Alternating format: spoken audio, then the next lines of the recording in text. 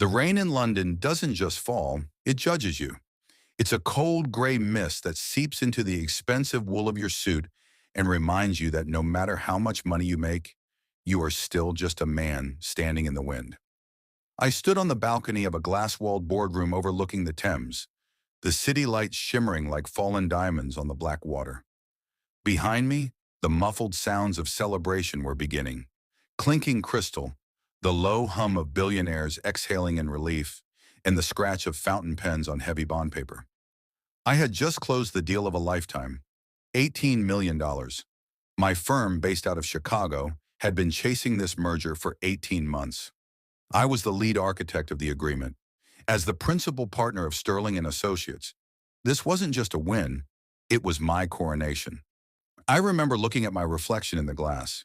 At 42, I looked like a man who had everything: wealth, a beautiful home in the suburbs of Lake Forest, and a wife, Elena, who was the envy of every social gala in Illinois. I pulled my phone from my pocket, my thumb hovering over Elena's name. I wanted to tell her first. I wanted to hear her voice soften, to hear her say she was proud of me for all the late nights and the missed anniversaries. But before I could dial, the notification chime of an incoming email vibrated against my palm. The subject line was blank. The sender was a legal firm I didn't recognize. Before we go deeper into this story, take a second and hit that subscribe button, give this video a like, and let us know where you're watching from. I'm curious to know how far these stories travel. I opened the attachment, expecting a standard post-closing filing. Instead, the words, "Petition for Dissolution of Marriage," burned into my retina. It wasn't a joke. It wasn't a mistake. Elena wasn't waiting for me at home with champagne. She was waiting for me with a digital blade to the throat. The room behind me was filled with the elite of the financial world. Men in $6,000 suits were laughing, toasting to the Julian Sterling touch. They saw a conqueror. I saw a man whose world had just been detonated by a single PDF file. My partner, Marcus, came up beside me, a glass of 30-year-old scotch in each hand. "Julian, to the $18 million man," he shouted, his voice booming over the ambient jazz. I took the glass, but my fingers felt like lead. I couldn't even manage a fake smile. I looked at the timestamp on the email. In 9:02 a.m. Central Time. The exact moment I had walked into the boardroom to sign the final documents. She hadn't just filed for divorce. She had choreographed it. She knew I would be at my most distracted, my most elated, and my most unreachable. It was a strategic strike designed to maximize the emotional fallout. I felt a cold sweat break out across my neck. I wasn't just losing a wife. I was realizing I had been living with a predator for 15 years. Every memory of our perfect life started to reformat itself in my mind. The smiles felt staged. The vacations felt like reconnaissance missions. I realized she hadn't been supporting my career. She had been monitoring its growth like a farmer watching a crop, waiting for the exact moment of peak harvest to cut it down. I excused myself from the party, murmuring something about a headache and the jet lag finally catching up. In reality, I felt like I was drowning in the middle of a celebration. I walked through the corridors of the London office, the shadows stretching long and thin, feeling like a stranger in my own skin. My thoughts immediately drifted away from the London skyline and across the Atlantic, past the skyscrapers of Chicago, all the way to the rugged, salt-sprayed cliffs of the Oregon coast. There stood a house made of cedar, glass, and my father's sweat. That house was more than real estate. My father, Silas Sterling, had been a carpenter before he was anything else. He'd spent 3 years building that place by hand after my mother passed away. Every joint was hand-milled. Every stone in the fireplace had been hauled up from the beach below. It was my North Star. It was the only place on earth where I wasn't Julian Sterling, the closer. I was just Silas's boy. In our prenuptial agreement, I had been meticulous. I had kept the Oregon estate as a separate inheritance asset, or so I believed. But as I scrolled through the 50-page divorce petition on my phone, I saw the legal loophole her lawyers were exploiting. 3 years ago, when the roof needed replacing and the foundation was settling after a particularly brutal winter, I had used a bonus check from our joint account to pay for the $200,000 restoration. In the eyes of a ruthless divorce attorney, that commingled the asset. By putting joint money into the improvement of the separate property, she was claiming it was now a marital asset. She wasn't just coming for the money, she was coming for my father's soul. I sat in the back of a black car on the way to the Savoy, watching the London streets blur past. I thought about the irony of it all. I had spent 18 months fighting for every decimal point in a multi-billion-dollar merger. And while I was focused on the global economy, my own life was being liquidated under my nose. I retreated to my hotel suite at the Savoy, the opulence of the room feeling like a gilded cage. I locked the door and threw my phone onto the silk duvet. The silence was deafening. I tried calling Elena. One ring, then straight to a generic voicemail. I tried our home landline in Lake Forest. Nothing. I called the security gate at our neighborhood. The guard sounded hesitant. "Mr. Sterling, I'm not sure I should be talking to you, Mrs. A. Sterling said you wouldn't be back for weeks and that we should only allow her legal representatives on the property." The blackout was total. I called my sister Claire in Portland. "Julian, thank God," she whispered, her voice tight with panic. "I've been trying to reach you. There are people at the house, Julian. Real estate agents. Moving trucks. They have a court order or something. They're taking the furniture out of the organ house." My heart stopped. "What do you mean moving trucks, Claire? The divorce was filed 4 hours ago." "She's moving fast," Claire said, her voice shaking. "She claims she has a power of attorney to sell the property because you're emotionally unavailable, and the property is a liability. Julian, she's trying to liquidate it before you even get back to the States. There's a sold sign on the gate. A cash buyer." I remembered the document now. 5 years ago, I'd had a minor heart scare, stress-induced arrhythmia. I had signed a broad power of attorney to Elena so she could manage the firm's interests and our personal holdings if I was ever incapacitated. I had never revoked it. I had trusted her with my life, so why wouldn't I trust her with my signature? I had forgotten that in the world of high finance, a signature is a weapon, and I had handed her a loaded gun. Before we continue, take a second and share your thoughts so far on this story below. I read every single one. Have you ever felt the sting of someone close to you trying to take away your family's history? I paced the hotel room, the $18 million contract sitting on the desk like a pile of useless scrap paper. I was a king in the boardroom, but a fool in my own living room. Elena had been planning this for months, maybe years. She had waited for the London deal because she knew I'd be trapped across an ocean, unable to physically stand on my father's porch and stop her. She had even chosen a time when she knew the time difference would make it impossible for me to reach my American lawyers until she had a 6-hour head start. The flight back to Chicago felt like a journey through purgatory. I sat in first class, surrounded by luxury I no longer cared about. Every time the plane hit turbulence, I hoped it would just keep falling. The betrayal was a physical weight in my chest. I thought back to our wedding day in Napa Valley. She had looked like an angel. She had promised to be my rock. When did she become the storm? Was it when I started working 80-hour weeks? Was it the missed birthdays? Or was the greed always there, hidden behind a designer smile? I opened my laptop and began digging through our private banking records. I saw it then. Small transfers over the last 2 years to an offshore account in the Caymans I didn't recognize. She hadn't just been unhappy, she had been embezzling from our life together to fund her exit strategy. Every charity donation and consulting fee she had logged was a brick in the wall she was building between us. This wasn't a divorce, it was a heist. She was treating our marriage like a company she was trying to strip for parts.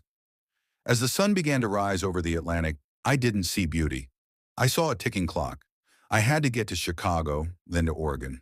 I had to stop the sale. I had to find out who was trying to buy my father's blood and bone.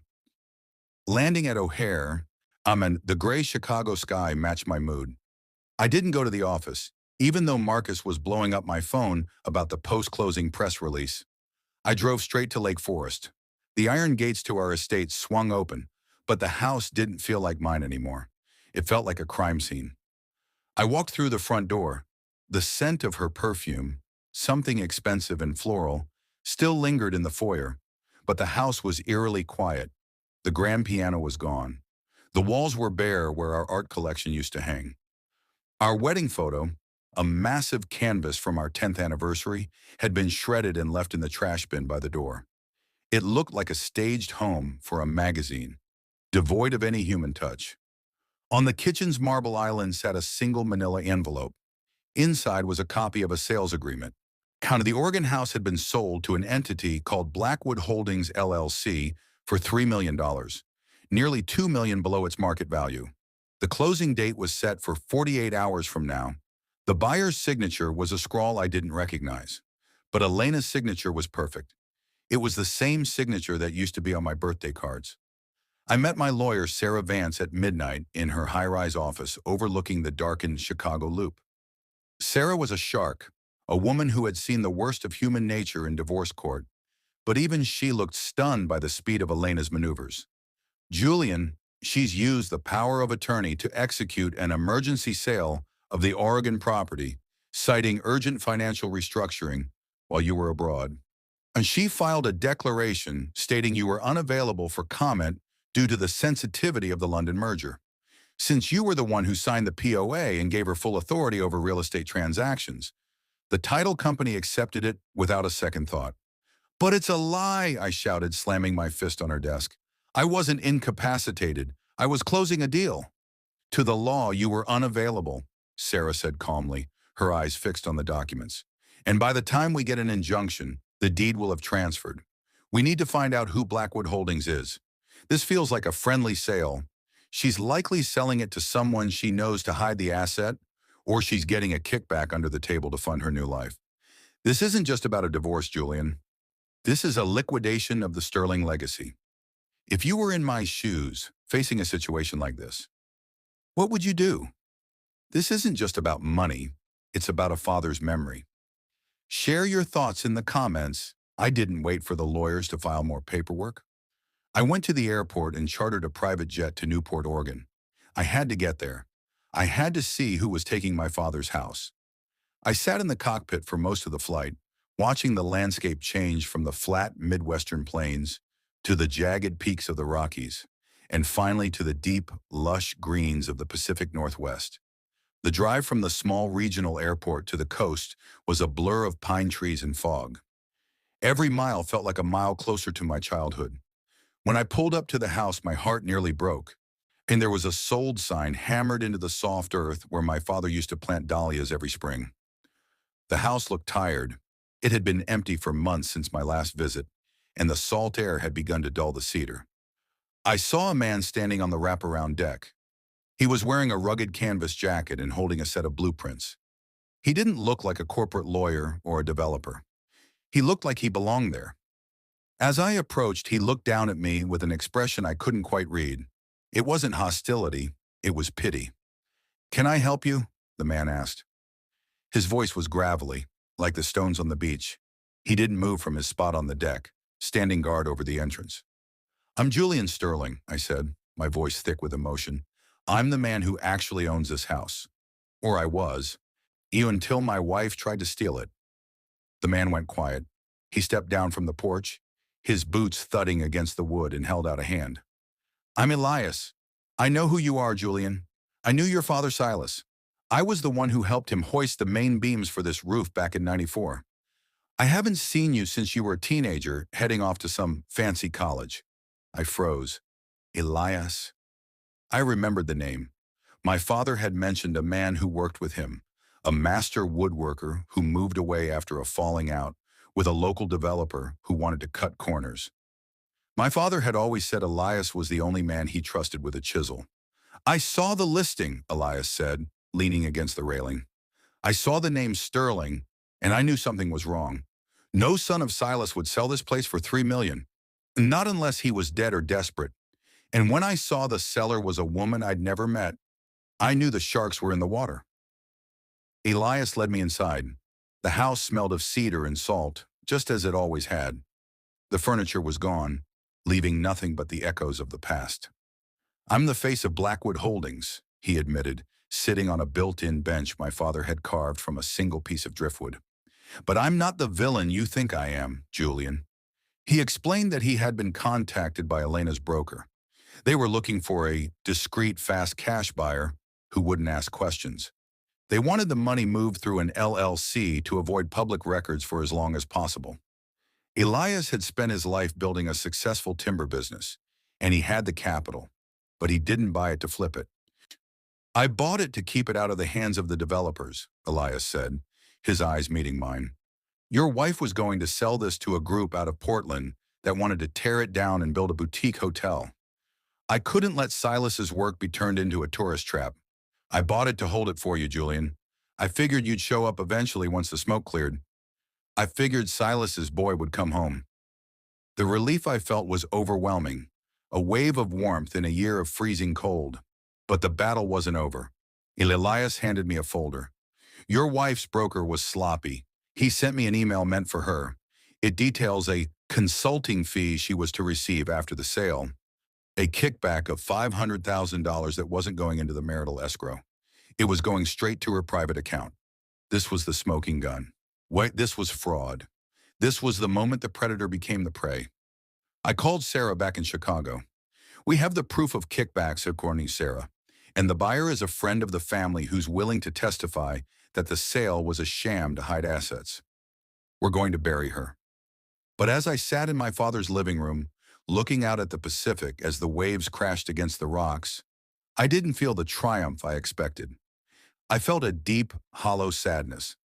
I had won the $18 million deal, and I was about to win back my house, but I had lost the woman I thought was my soulmate to a void of greed. I realized that my success had become a wall that separated me from reality, and Elena had been the one building it, brick by brick. I flew back to Chicago 3 days later. I didn't go home. I went to the hotel where Elena was staying. She had moved into the penthouse of the peninsula, living large on the money she thought she was about to inherit from the destruction of my life. When I walked into her suite, she was on the phone laughing. She was wearing a new diamond necklace, likely bought with the money she'd embezzled. When she saw me, her face turned ashen. She hung up immediately. Julian, you're supposed to be in Oregon, dealing with the sale. The sale is off, Elena, I said, tossing the folder of kickback evidence onto her glass coffee table. And so is your plan to walk away with half of my firm. This is fraud. This is criminal. I could have you arrested before the sun sets. I talked to Elias. I know about the Caymans. I know about the kickbacks. She didn't cry. She didn't beg. She just sat down and lit a cigarette, her eyes turning into flint. I hate that house, Julian. I always did. It was a monument to a dead man, just like this marriage was a monument to a man who was never home. You want your legacy? Take it. It's a pile of wood and a lot of lonely nights. The legal proceedings that followed were brutal. Because of the fraud and the misuse of the power of attorney, the judge invalidated the sale of the Oregon house. Elena was stripped of her right to any share of that property. The $18 million I had earned in London was protected under a bad faith clause Sarah managed to trigger. Elena walked away with a fraction of what she could have had if she had just been honest. She lost the Lake Forest house, the art, and the social standing she craved. Her friends in Chicago dropped her the moment the word fraud appeared in the papers. I watched her leave the courtroom for the last time. She looked smaller somehow, less like the Queen of Chicago, and more like a woman who had gambled everything on a lie and lost. I realized then that family secrets and revenge are a poison. They destroy the person carrying them more than the person they're aimed at. She had tried to sell my father's house, but in the end, she had only sold herself. I moved to Oregon permanently. I resigned from the firm, taking a buyout that ensured I would never have to worry about an $18 million deal ever again. I realized that the Julian Sterling people knew in London was a character I had been playing for too long. I spent my days working with Elias, restoring the parts of the house that had fallen into disrepair during the years I was too busy to visit. We replaced the cedar siding, refinished the floors, and fixed the stones in the fireplace. I learned to work with my hands again. I learned how to mill wood and how to listen to the tide. The community in Newport welcomed me back, not as a wealthy executive, but as Silas's son. Before we go deeper, I would love to hear your point of view. Tell me what part hit you the hardest in my story and share your thoughts in the comments. Was it the betrayal or the redemption? One afternoon, While stripping the wallpaper in the master bedroom to reveal the original wood paneling, I found a letter tucked behind a baseboard. It was in my father's handwriting, dated just weeks before he died. Julian, it read, if you're reading this, you've probably forgotten what it's like to have dirt under your fingernails. This house isn't a gift, it's a test. It will either be the place you find yourself or the thing you lose yourself in. Don't let the world turn you into a man who knows the price of everything and the value of nothing. A house is a shelter, but a home is a choice. Choose wisely, son. I wept as I read it. He had known. He had seen the path I was on, the obsession with the deal. Long before I did, he knew that the money would come, and he knew that it would bring people like Elena into my orbit. He had built this house to be my safety net, even when I didn't think I needed one. I used the remainder of my London commission to start a foundation in my father's name. We provide vocational training for young people in the Pacific Northwest, teaching them the trades that are being forgotten in a digital world. Carpentry, masonry, the art of building things that last. And Elias became my partner in this venture.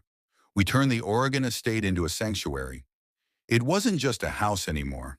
It was a school, a home, and a legacy. I finally understood what it meant to be a Sterling.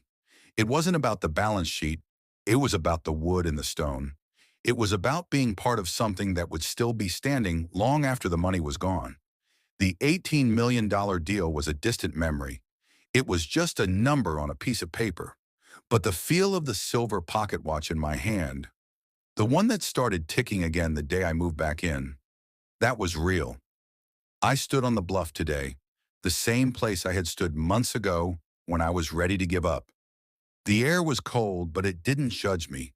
It felt like a blessing. I watched the whales migrating south, a slow, a majestic movement that reminded me that the world has a rhythm much older and deeper than the stock market. I haven't heard from Elena in a year. The last I heard, she was working in a boutique in Florida, trying to rebuild a life that she had burned to the ground. I don't wish her ill. I don't wish her anything at all. She is a part of a story that I've already finished reading. She was the storm that forced me to find my anchor. The $18 million deal was the best thing that ever happened to me. Not because of the money, but because it showed me exactly what my life was worth. It was worth the salt spray, the sound of the ocean, and the peace of mind that comes from knowing exactly who you are. Thank you so much for watching this journey on family secrets and revenge. If this story moved you, please give it a like and subscribe to the channel for more deep dives into the human heart. What would you have done if you were Julian? Would you have forgiven Elena, or was the silence the right choice? Share your overall thoughts in the comments below. I can't wait to read them.